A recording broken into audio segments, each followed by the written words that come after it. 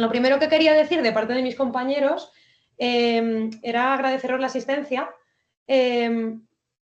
porque además, en fin, lo de siempre, el tema de online siempre fastidia un poco porque como no nos ponemos cuerpo y es un poco difícil comunicarnos bien, ¿no? Se pierden muchos... Hola, Nacho, ¿estás por ahí? Sí. Ah, vale, benvingut. Gracias.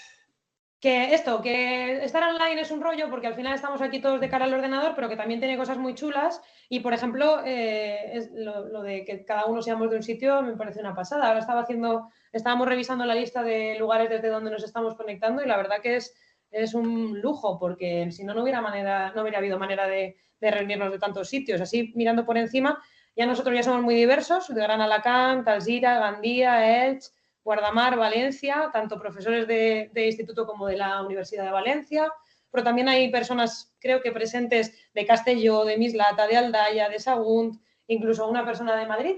Y también tenemos a Ana, que se acaba de conectar desde Murcia, o sea que hay muchos más sitios. Lo que pasa es que todavía están acabando de incorporarse. Que es un lujo teneros a todos aquí y que nada, os agradecemos la asistencia y esperamos que os guste la propuesta que os traemos. No voy a hacer una presentación muy larga, pero bueno, sí que ya sabéis quiénes somos porque creo que habéis contactado con nosotros a través de la newsletter, o sea, del correo que mandamos o de las redes sociales. Teoría y Praxis es un grupo de didáctica crítica de profesores de secundaria, casi todos de geografía e historia, que comienza a hacer acciones distintas desde 2016, creo, aunque se me pierde un poco el origen de los tiempos. Hemos hecho un montón de cosas distintas. Desde luego, la actividad que más está, digamos, consolidándose con el tiempo y que le estamos dedicando más esfuerzos en los últimos años han sido los seminarios, desde luego. Que ya sabéis, es una propuesta de formación que gracias al CEFIRE podemos oficializarla un poquito para personas que trabajan para la Generalitat, pero que también nos permite, bueno, nosotros en general no lo hacemos por el certificado, sino más bien para generar espacios donde podamos pensar colectivamente y buscar sitios pues, donde los límites del día a día no nos permiten, ¿no? Tanto por tiempo como por capacidad para sentarnos a profundizar en los temas. Entonces, nada, simplemente que este espacio, el seminario, pues se nos aparece como un sitio para razonar y orientar nuestras tareas diarias, ¿no? Nuestras tareas como docentes y la toma de decisiones que implican, pues tanto a nivel epistemológico como a nivel educativo, ¿no? Como agentes del contexto escuela. Siempre desde un enfoque pues, crítico y emancipador. Hemos hecho, como digo, los últimos seminarios solemos coger dos enfoques distintos, o bien el del año pasado, por ejemplo, fue sobre pedagogía crítica, que fue estupendo, porque además fue muy interdisciplinar, tocamos muchísimos campos distintos, y luego el de este año corresponde a la segunda categoría, que no es tan educativo, sino que más bien es sobre un enfoque historiográfico. Ya hemos hecho este tipo de enfoques antes, porque hemos trabajado los fascismos, hemos trabajado la URSS desde algunos años desde diferentes puntos de vista, y este año, pues el tema que hemos escogido, pues es el tema de la esclavitud. Solemos hacer siempre lo mismo, pero como somos muchos nuevos, simplemente cogemos, ya habéis visto, la propuesta de PDF que os enviamos era muy sintético, pero vamos, como podéis ver, vamos a intentar hacer esas dos versiones conjuntamente del tema, ese acercamiento a la historiografía, a la actualización historiográfica en una línea que pensamos que nos va a ayudar, a aportar en este debate, y luego la versión didáctica, ¿no? Vamos a buscar la aplicación de este tema al aula y cómo podemos hacerlo y qué nos puede aportar en nuestra práctica diaria. La sesión de hoy, que ahora la va a introducir Nacho, pues vamos a sentar la base, vamos a realizar una sesión un poquito más teórica sobre un tema más de base historiográfica y los próximos días, si habéis mirado la propuesta, son temas más concretos, enfoques distintos, pues de historia desde abajo o el impacto económico de la esclavitud o el caso español, es decir, diferentes formas de acercarnos al tema pues desde el punto de vista más concreto. Así que a ver qué tal se nos da. Yo creo que la propuesta, bueno, a mí personalmente me resulta muy sugerente. A ver qué tal la desarrollamos. Y nada, muy rápidamente, muy brevemente, hablaros un poquito de la metodología de las sesiones. En este seminario, ya sabéis, son 20 horas, en 10 sesiones, de ahora hasta mayo. y no se espera de vosotros que presentéis un trabajo final ni nada. Esto es una reunión entre compañeros que vamos a discutir de los temas e intentar sacar conclusiones juntos y profundizar en la bibliografía, pues en la medida en la que cada uno pueda y enriquecernos de las aportaciones de los demás. Entonces, el formato que cogemos pues es similar al de la tertulia dialógica, pero en vez de leer la tertulia dialógica de Freire, en vez de leer clásicos de la literatura, pues cogemos un tema y analizamos la bibliografía. Entonces, primero tendremos el turno de palabra del encargado o la encargada de la sesión. En este caso, por ejemplo, es mi compañero Nacho, que está por ahí, que va a hacer una exposición del tema, un acercamiento, digamos, expositivo al tema. Nos va a plantear a lo mejor alguna pregunta o alguna idea clave que haya sacado de la lectura. Y luego la segunda parte de la sesión será abrir el turno de palabra para que comentemos la lectura entre todos y saquemos conclusiones entre todos. Y aquí es donde os animamos a participar. Parece que a veces, y más cuando es online, da un poco de reparo, sobre todo cuando no conocemos al resto de los participantes, pero bueno, os animamos porque así es como más, cuando hay debate o cuando hay puntos de vista distintos o niveles de conocimiento del tema distintos, es cuando más sale conclusiones interesantes. Así que os animamos a participar porque esto va a enriquecer el debate y va a hacer que todo sea más interesante. Ya digo, no sé qué formación traéis, porque no os hemos preguntado en el cuestionario. Me imagino que habrá muchas personas que sean profesoras de geografía e historia, pero hemos tenido muchos perfiles distintos en los seminarios a lo largo de los años. Profesores de lenguas, de filosofía, de economía, maestros, estudiantes también, y todo el mundo ha aportado cosas interesantísimas que no se nos habían ocurrido. Así que os animamos a hacerlo, sea cual sea vuestro trabajo diario. Sed bienvenidos a participar. Y ahora, mirad, tenemos una novedad. Normalmente en los años anteriores, ¿veis la pantalla? Sí, ¿verdad? No me decís nada porque yo no os veo ahora, pero bueno, yo entiendo que sí. Si no me decís, Sí, yo sí, sigo. sí. Vale, Sí. pues vamos a hacer un pequeño cambio respecto, sobre todo si estuvisteis los años anteriores. Los años anteriores lo que hacíamos era elegir un tema y luego hacer un recogido de bibliografía sobre ese tema, y ahora quien quisiera podía leer lo que había en esa carpeta, ¿no? En esa carpeta Drive iba sacando lecturas. Este año no. Hemos decidido encaminarlo más al formato de club de lectura. Vamos a centrar cada sesión en un libro distinto. Eso no significa que no vayamos a proponer más bibliografía complementaria o que no podáis aportar otras bibliografías que hayáis leído, pero la idea es centrar la discusión en estos libros que veis aquí. Lo tenéis también en el PDF, no estoy diciendo nada nuevo, ¿eh? El de hoy es el que veis ahí, el del 8 de enero, el de Domenico Losurdo, Contrahistoria del liberalismo. Y luego pues también vamos a leer unos artículos, una selección de artículos que os haremos llegar. También vamos a leer a Eric Williams, Barco de esclavos de Marcus Rediker, a José Antonio Piqueras y a Martin Linhart, y también, bueno, el del último de Negreros, también de José Antonio Piqueras. No sé si está Sara Pernas por aquí, porque Sara creo que propuso en el PDF, teníais otro, que era el de Decapitados de Pello Riaño, creo, porque Sara estaba entre los dos. Un poquito va a hacer una presentación de los dos.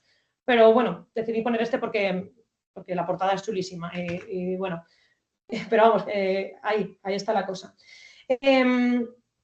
Nada, ¿cómo trabajarlas? Pues entiendo que si queréis, o sea, el club de lectura, leer todos los libros, entiendo que será complicado. Podéis seleccionar los que queráis o incluso seleccionar algunos capítulos que os interesen en función de lo que queráis sacar del curso o lo que, en fin, cuál sea vuestro interés. Y luego intentaremos, por ejemplo, yo que estoy preparando la sesión de la esclavitud en las Españas, voy a intentar pasar, pues a lo mejor una selección de capítulos, por si a alguien no le da tiempo a leer el libro entero, pues que pueda acercarse al libro de otra manera, o incluso estoy pensando también enviaros un podcast sobre el tema, una entrevista con el autor, a ver si así podemos facilitar la lectura. Yo creo que cada uno, aquí tenemos que ser flexibles y que cada uno coja del seminario lo que le apetezca, con el nivel de lectura que quiera. Luego, si tenéis alguna propuesta o así, estaremos encantados de escucharla. Y nada, y como complemento a estas 7 sesiones de lecturas, como digo esto, con este formato de tertulia, ¿no? De exposición y luego puesta en común, tenemos la suerte de tener pues 3 pedazos de ponencias de estos 2 compañeros con los que ya conocemos y con los que ya hemos trabajado alguna vez y hemos ido a formaciones y que pensamos que van a enriquecer el seminario pues un montón. Estoy segura de que ya los conocéis. Vaya, Félix González Chicote, que participa en Caleidoscopio y en Histolab, y luego Cosme Gómez Carrasco, que es profesor de la Universidad de Murcia y que también forma parte del grupo Dixo y de Histolab. Tienen trabajos maravillosos. Félix González también es el autor de Memorias cautivas, que vendrá a exponerlo también en una de las sesiones. Y en estas sesiones pues, tendrán un funcionamiento un poquito distinto. En lugar de comentar el libro, pues lo que haremos será escuchar al ponente y luego tendremos la suerte de contar con una oportunidad de dialogar con ellos y de hablar un poquito más sobre los temas de didáctica y de memoria, que es en lo que se van a centrar sus tres ponencias. Y creo que ya no tengo nada más que deciros, simplemente, pues si queréis abrimos un pequeño turno de palabra antes de empezar con la exposición de Nacho, por si alguien quiere presentarse, hacer alguna pregunta, no sé, saludar. Y con esto yo ya, ahora ya creo que he dejado de compartir pantalla, ya termino y nada, volveros a agradecer la asistencia y esperar que os resulte provechoso, que lo disfrutéis, porque nosotros lo hacemos un montón, por eso repetimos año tras año. Vale, pues nada, pues Nacho, si estás por ahí. Sí, aquí estoy. Vale, pues endavant. Vale, pues estupenda como siempre, Lucía. Saludos. A ver. Pues nada, comenzamos con la primera sesión que va a emplear la obra de Domenico Lo Surdo, Contrahistoria del liberalismo, un libro del 2005. Simplemente comentar sobre el autor, porque si no lo conocéis, es un filósofo italiano, ya falleció, vinculado al marxismo y, bueno, publicó esta obra pues, en un contexto de neoliberalismo triunfante. No había aparecido todavía Sarkozy diciendo que había que refundar capitalismo ni nada parecido con la crisis de 2008. Y en un contexto, yo creo también, me parece muy relevante para nuestro ámbito, para que hacemos estos seminarios también para la docencia, un ámbito quizá de la geografía de la idea del liberalismo. Pues viene con ganas de polemizar y por eso lo elegí un poco esta obra, porque tiene mucha relación con la esclavitud, con el esclavismo, sobre lo que trata este seminario, y en su relación con la ideología liberal.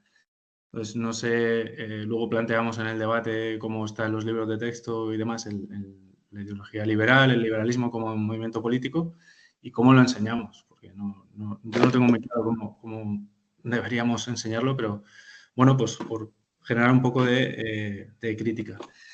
Y en cuanto a la relevancia de esta obra, pues eso, considero que es como el marco ideológico y muy crítico acerca de la expansión de la esclavitud, aunque hay obras que vamos a ir tratando durante el seminario que tratan también lo mismo, no sé si con mayor complejidad o con menos, pero digamos que esta es una visión muy general acerca del liberalismo y de la esclavitud.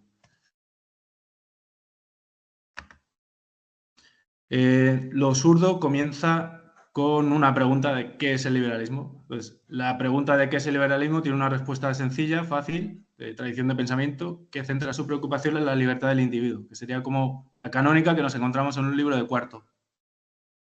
Sin embargo, pues Lo Surdo da un paso más y dice, pero entonces, ¿son liberales aquellos autores que eran propietarios de esclavos o defensores de la esclavitud? John Locke, Calhoun, Mauet en Francia. Si se centra la preocupación en la libertad del individuo, ¿cómo puede coexistir con la mayor explotación de otros individuos? ¿Cómo puede ser esto compatible? Pues a partir de este cuestionamiento, Lo Surdo aterriza la ideología liberal. Nos dice, pues siguiendo la buena tradición marxista, que los liberales invocan ideas abstractas de libertad, autogobierno y demás, que se quedan en el aire, pero cuando se aterrizan se comprueba que se está hablando de un contexto, de un marco, de una comunidad reducida de los propietarios. Y al final, liberal es aquel que busca el disfrute tranquilo de la propiedad privada. Pues ya empezamos a aterrizar un poco la idea de en qué contexto nace la ideología liberal y por qué puede coexistir con una serie de exclusiones. Y ahí señalo unas cuantas ideas clave. El liberalismo nace bajo una gran exclusión de esclavos, por supuesto, de los indígenas de aquellas regiones colonizadas, de siervos dentro de las propias metrópolis, de los trabajadores asalariados dentro de las metrópolis, con todo un disciplinamiento tremendo, y no lo comenta muy por encima el autor, de las mujeres, por supuesto, y de la naturaleza, que tampoco aparece, pero que ha ido ganando mayor relevancia últimamente, pues obviamente por los motivos de agotamiento de los recursos. Yo también quería marcar que no para de remitirme, aunque no lo acaba de explicitar, la cuestión jurídica. Sí que lo explicita, tiene algún capítulo dedicado a ello, a la cuestión jurídica dentro de Adam Smith y otros autores, pero a mí me remite constantemente a la cuestión de los límites legales del ciudadano, que es un debate totalmente de actualidad. Y por último, un concepto que me parece muy útil y que podría ser una constante a lo largo de toda la historia del liberalismo o incluso la actualidad, es el de Herrenvolk, que lo coge del alemán, que sería algo así como la democracia del pueblo de los señores, digamos.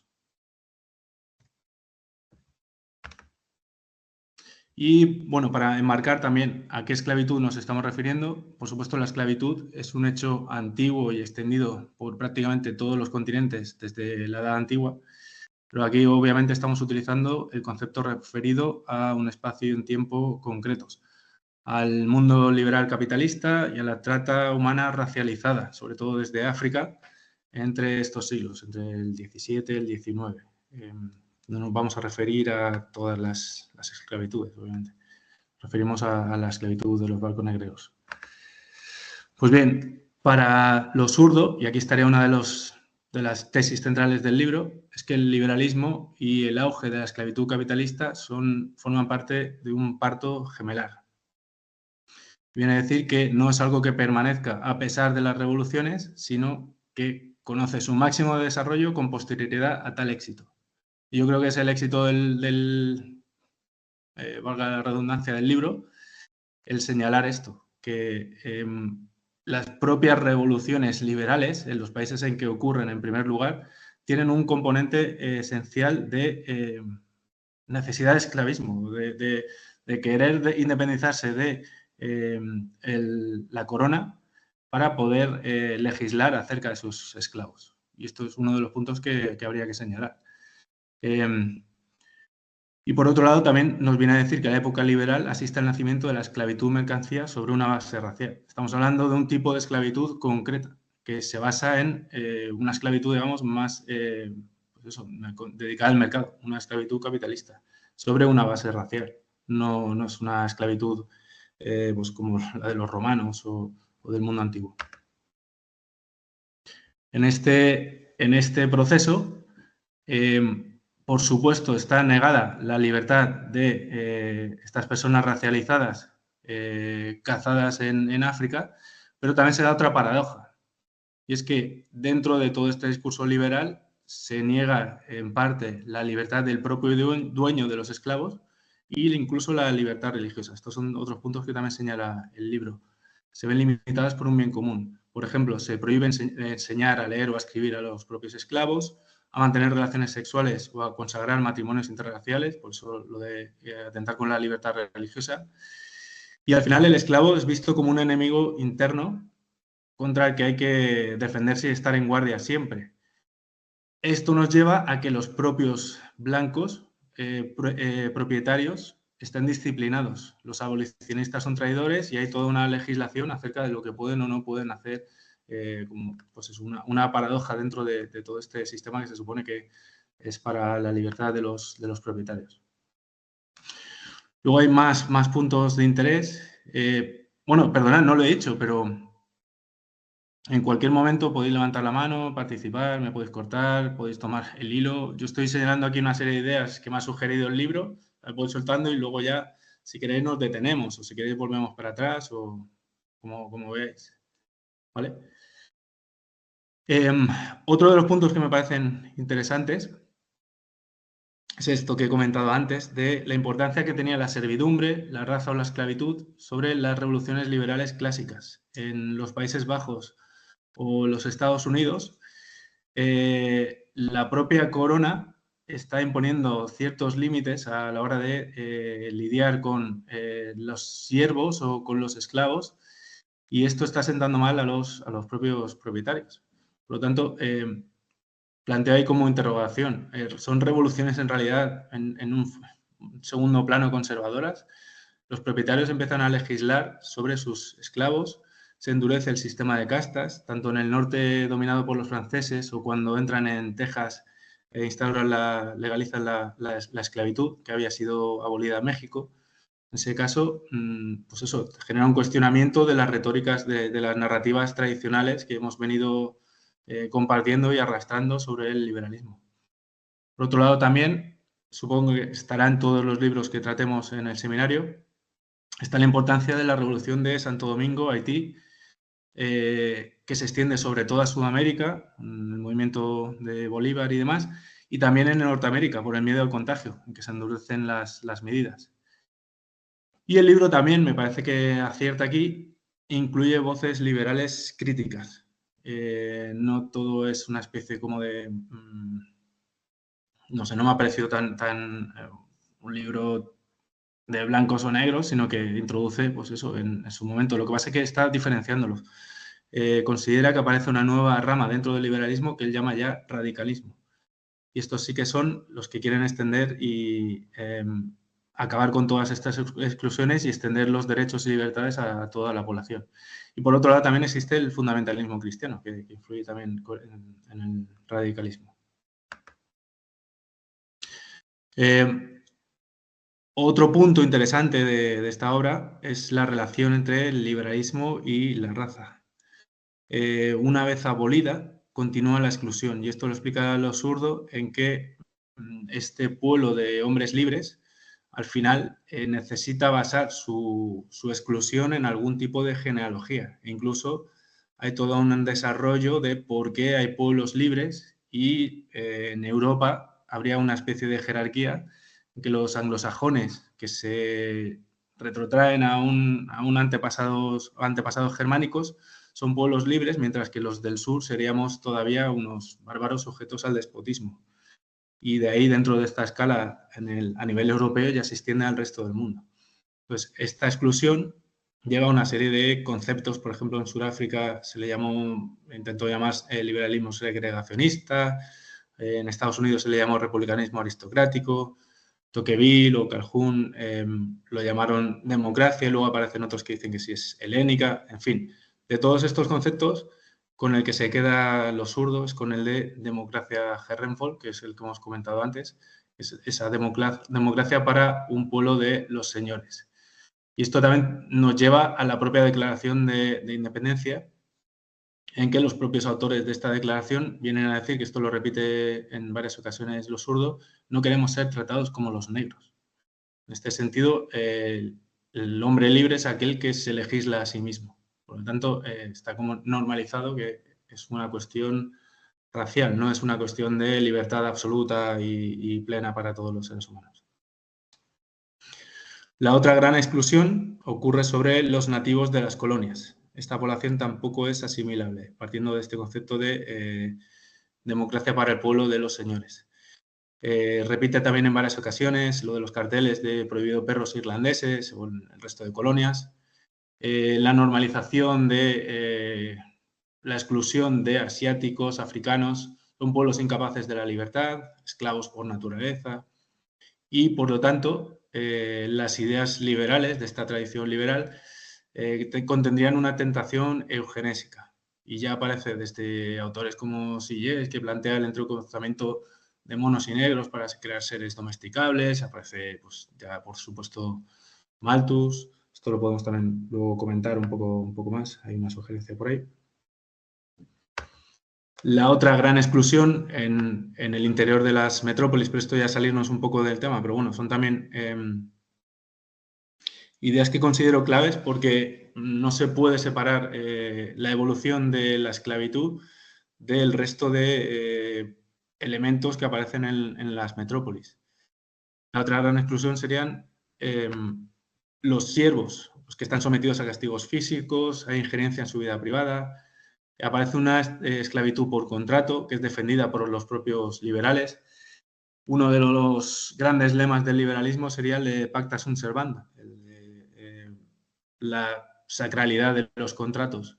Una vez que hay un contrato firmado, las dos partes son libres y aunque se haya perdido la libertad, se está ejerciendo del modo que más le conviene, según estos planteamientos. Por otro lado, también existen las deportaciones. Las deportaciones, por ejemplo, a Australia, en que los testimonios de la época decían muchos negros son mejor tratados, comparándose con los esclavos, y hay una alta mortalidad también en estos barcos.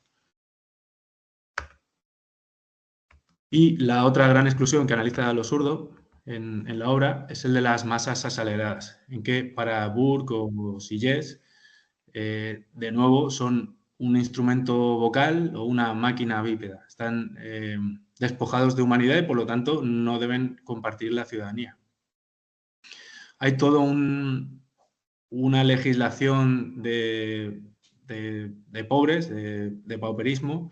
Son detenidos en las casas de trabajo, aparecen estas leyes de pobres y dejan de ser ciudadanos.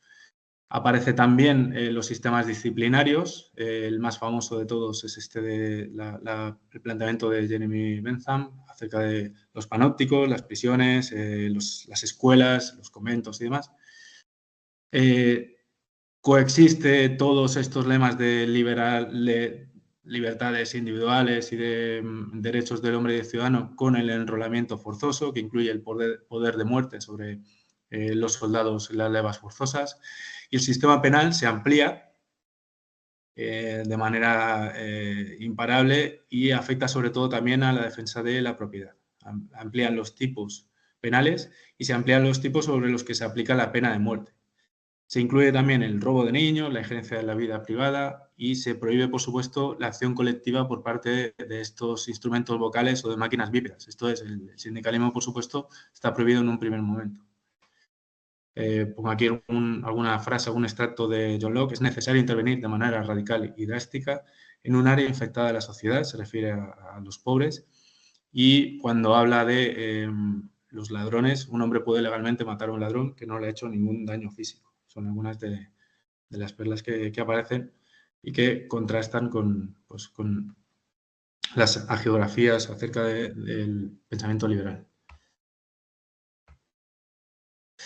Las otras exclusiones que no aparecerían en el libro, pues ya las he señalado antes, un poco como crítica a la obra, la naturaleza y las mujeres. La naturaleza aparece como separación hombre y naturaleza completamente ajenos. Bueno, ya conocemos los textos de la época acerca del dominio del hombre, se refiere al hombre blanco sobre esta naturaleza, pero también en el interior de las metrópolis. Los cercamientos serían expropiaciones masivas a campesinos o a los indígenas, y esto también para Losurdo supone un cuestionamiento del sagrado derecho de la propiedad. El liberalismo también, en contra de lo que solemos leer y entender, supone una violación constante del derecho a la propiedad de aquellos que no forman parte del pueblo de los señores. En cuanto a las mujeres, pues quedan relegadas a la función reproductiva, dentro, por supuesto, de la distinción de clases o de razas y demás. Y, por último, quería proponer, que no lo puse en la bibliografía, me parece muy interesante incluir esta lectura, por ejemplo, de Francisco Vázquez García, es filósofo, profesor español, Foucaultiano, que nos permite quizá entender un poco más el contexto, ir un pelín más allá de lo que lo hace Losurdo, desde otra metodología, desde otro pensamiento, que es el de la biopolítica. Nos permite integrar el pensamiento liberal con aquello que está más allá, que es previo a la aparición del liberalismo, y nos permite comprender un poco de dónde surgen también la eugenesia y todos estos planteamientos raciales y de gestión de la población. Simplemente dejarlo ahí como un toque de atención, propuesta de lectura para el que le apetezca, para los más cafeteros. Y por acabar ya, en los últimos capítulos, Losurdo señala que el liberalismo, cuando se hace un fenómeno global, se está extendiendo por todo el mundo a partir del imperialismo. Parece ser que ya Europa forma parte del pueblo de los señores en toda Europa, no solo el norte. Y aparece la narrativa de que nosotros somos los libres, nosotros somos los únicos que nos hemos liberado, somos democracias, que somos los mejores y somos los civilizados frente a los otros, que son los bárbaros. Yo creo que esto también son retóricas que se mantienen en la actualidad y que sería interesante señalar. Y esto nos lleva a la otra cuestión, que yo creo que es otro acierto del libro, que sería acabar con señalando la genealogía del desastre del siglo XX en el seno de Europa, puesto que todos estos extrañamientos, desde el punto de vista del pensamiento decolonial, son los antecedentes de lo que después harían los nazis y demás dictaduras fascistas en Europa, y que a ellos no les resulta tan llamativos. Cuando empiezas a leer los textos de autores, historiadores decoloniales, pues no es que vengan a banalizar, pero vienen a decir, oye, que lo de Alemania ya ocurría aquí desde mucho antes. Y creo que también es otro punto a señalar de este libro de Lo Zurdo, aunque no es una opinión original suya, están más autores. Y sin más, os cedo un poco la palabra, que yo he hablado demasiado. No sé si me he dejado muchas cositas por ahí, si tenéis apuntadas algunas ideas o si queréis plantear más cuestiones. Me salgo ya de compartir. Genial, Nacho. Estupendo. Si ahora, si os parece, vamos a hacer, antes de empezar ya, mientras vais pensando y vais digiriendo todo lo que ha dicho Nacho, que ha sido súper rico, súper interesante, vamos a parar la grabación y ya, pues eso, hablamos tranquilamente.